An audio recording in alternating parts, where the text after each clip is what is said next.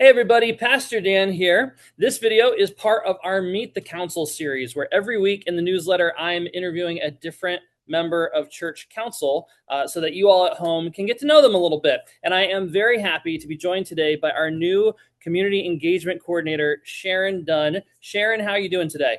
I'm doing very well. I'm not that new. I started a year ago, even though I know some people have done many more years than I have. That's true. That's true. You're officially in the second year of your I term, which is am. awesome. And we started with the newbies on council. Now I'm looping in some of you who've been in this ring for a while. But I do thank you for meeting with me today. To start off, why don't you tell us a little bit about your faith journey? Okay, so my faith journey has been my life journey, actually. I've lived in New York, then Georgia, then New York, then California, then New York. So, and I've gone to five different school districts growing up. So there was no real continuity, but for the most part, it was we would attend Baptist growing up. And I've also been in a non-denominational, Congregationalist, Methodist. You've been a little all over the place then. Yes. Yeah, Very yeah. good. I've been around Dan, but not in a bad way. That's awesome. That's Okay. awesome. Why always Baptist churches? Is that just like a family thing or? Yes, Okay. yes. Yeah. Very cool. Well, my condolences if any of those Baptist experiences were not that good. Um, Hey, hey, I've had some very fond memories of going to church in South Georgia. We would load up in my granddaddy's pickup truck. The kids would be in the back in our Sunday best, in the back of the truck, riding down dusty clay roads to go to church.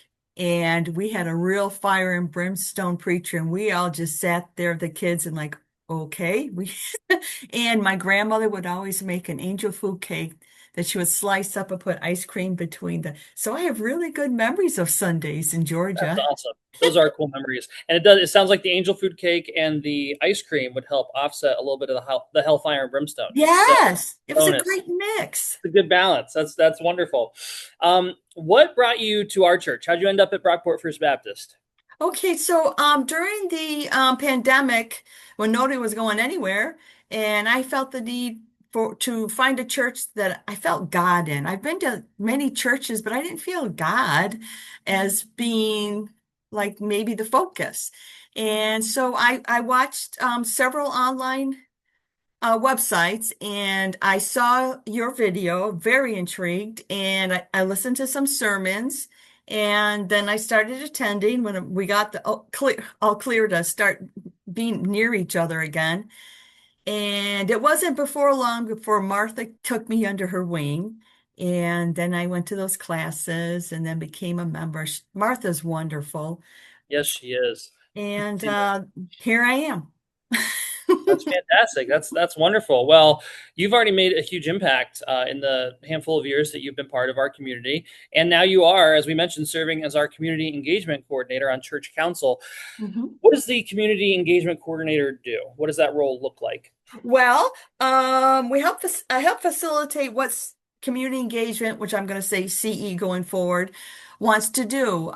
We have a great group of people. I love getting together with them and just hashing out things.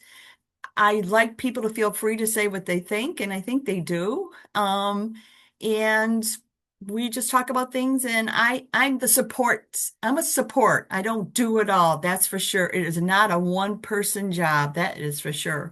And what are some of the like specific ministries that community engagement involves in? Because I know community engagement is about sort of the outward focus of our church. So what are some of the Yep. things on the ground you guys are doing?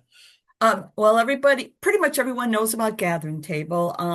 Was kicking off the backpack drive. There's the Angel Tree. We all love that one. We all love them all, actually. The Sweet Yeah. and Salty Sale. And this weekend's the Bake Sale at the Arts Right. Fest. So come Yep. about a cookie. Yeah, this Saturday, 10 a.m. to 4 p.m. I believe we'll be doing Yes. the Arts Fest Bake Sale out there. Come support the church. Come interact with our neighbors, mingle. It's a huge community engagement opportunity. So then, for folks who want to get involved with community engagement here at our church, what would you recommend? How can people become part of the team, or even just be part of our efforts to engage the community? I recommend that they request to be on our email group. I have sometimes thought about sending a church-wide email because I always worry about someone's that wants to help us. Like, well, nobody's asked me, so I don't know if I should or not. So if I did like an email blast, then people can get mad at me because I'm filling up their email box, or they might say, "Hey, I have a thought on an outreach uh, something to do." And that would be great. And we always meet on the first Monday of the month, usually at the church. We did sneak one meeting at Corona's this year. That was kind of fun.